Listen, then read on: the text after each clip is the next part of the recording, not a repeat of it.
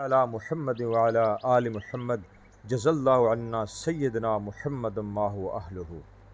السلام علیکم ورحمۃ اللہ وبرکاتہ۔ دوستو، MNM اسلامک کے پلیٹ فارم پر خوش آمدید۔ دوستو، میں آج آپ کو حضرت موسیٰ کلیم اللہ علیہ السلام کے بارے میں کچھ بتانے لگا۔ دوستو، حضرت موسیٰ کلیم اللہ علیہ السلام اللہ تعالیٰ کے پیغمبر تھے، ایک طاقتور انسان تھے، اور حضرت موسیٰ علیہ السلام کے بارے میں آپ کی پیدائش سے پہلے فرعون کو ایک خواب آتا ہے۔ آج ہم اس خواب کے بارے میں بھی ڈسکس کریں گے کہ وہ خواب کیا تھا، اس خواب میں فرعون کو کیا دکھائی دیا، اور اس خواب دکھائی دینے کے بعد فرعون نے نجومیوں کو بلایا، کیا کہا، اور اس کا ایکشن کیا لیا۔ دوستو، آگے بڑھنے سے پہلے آپ سے درخواست ہے کہ ہمارے اس چینل کو MNM اسلامک کو سبسکرائب کر دیں، لائک کریں اور شیئر کر دیں، خالصتاً نیکی کی نیت سے، ثواب کی نیت سے، کیونکہ جب آپ اس کو شیئر کرتے ہیں، جب آپ اس کو نیت اچھی رکھ کے سبسکرائب کرتے ہیں، یقین جانیے ثواب ہمارے مقدر میں لکھ دیا جاتا ہے انشاءاللہ۔ دوستو، اللہ تعالیٰ نے حضرت موسیٰ علیہ السلام کا قرآن پاک میں مختلف جگہوں پر تذکرہ کیا ہے۔ مثال کے طور پہ سورہ مریم کی آیت نمبر 51 اور 53 میں اللہ تعالیٰ نے ارشاد فرمایا، اور اس کتاب یعنی قرآن پاک میں موسیٰ علیہ السلام کا بھی ذکر کیجئے، وہ بلا شبہ اللہ تعالیٰ کے خاص کیے ہوئے بندے تھے، اور وہ رسول بھی تھے، نبی بھی تھے، اور ہم نے ان کو کوہ طور کی داہنی جانب سے آواز دی، اور ہم نے ان کو راز کی باتیں کرنے کے لیے مقرب بنایا، اور ہم نے ان کو اپنی رحمت سے ان کے بھائی ہارون کو نبی بنا کر عطا کیا۔ اللہ تعالیٰ نے مختلف مقامات پر کہیں پر اختصار کے ساتھ اور کہیں پر تفصیل کے ساتھ موسیٰ علیہ السلام کا ذکر بیان کیا ہے۔ مثال کے طور پہ سورہ القصص آیت نمبر 1 سے 6 کے اندر بھی اللہ تعالیٰ نے ارشاد فرمایا، یہ کتاب واضح یعنی قرآن پاک کی آیات ہیں، اور ہم آپ کو موسیٰ علیہ السلام اور فرعون کا کچھ قصہ ٹھیک ٹھیک پڑھ کر سناتے ہیں ان لوگوں کے لیے جو کہ ایمان رکھتے ہیں۔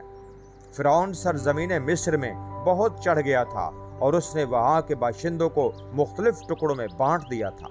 کہ ان میں سے ایک جماعت کا زور گھٹا رکھا تھا، ان کے بیٹوں کو ذبح کراتا تھا اور ان کی عورتوں کو زندہ رہنے دیتا تھا۔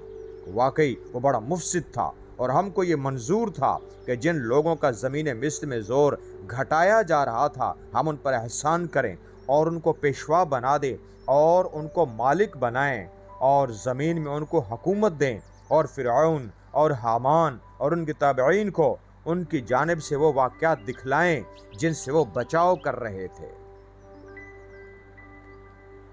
دوستو، اللہ تعالیٰ حضرت موسیٰ علیہ السلام کا قصہ پہلے اجمالاً بیان فرماتے ہیں، پھر وہ تفصیلاً بیان فرمائیں گے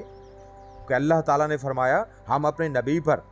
یعنی حضرت محمد صلی اللہ علیہ وآلہ وسلم پر موسیٰ علیہ السلام اور فرعون کا واقعہ صحیح بیان کرتے ہیں، جس کو سننے والا ایسے محسوس کرے گا جس طرح وہ اپنی آنکھوں سے اس کا مشاہدہ کر رہا ہے۔ اللہ تعالیٰ نے قرآن پاک کے اندر ایک جگہ فرمایا، ان فرعون علا فی الارض وجعل اہلہا شیعا، یقیناً فرعون نے زمین میں سرکشی کی اور وہاں کے رہنے والوں کو ٹکڑوں میں بانٹ دیا۔ ہم جانتے ہیں کہ فرعون ایک ظالم اور جابر اور کافر و فاجر بادشاہ تھا، اور وہ ان لوگوں سے یعنی بنی اسرائیل سے اپنی پوجا کرواتا اور ان سے گھٹیا اور ذلیل ترین کام لیتا تھا، بلکہ اس پر بھی بڑھ کر وہ ان کے بیٹوں کو ذبح کرا دیتا اور ان کی عورتوں کو زندہ چھوڑ دیتا، اور یقیناً وہ فساد برپا کرنے والوں میں سے تھا۔ اب ہم آتے ہیں کہ حضرت موسیٰ علیہ السلام کے بارے میں فرعون کو خواب کیا آیا۔ فرعون اتنی گندی اور اخلاق سے گری ہوئی حرکت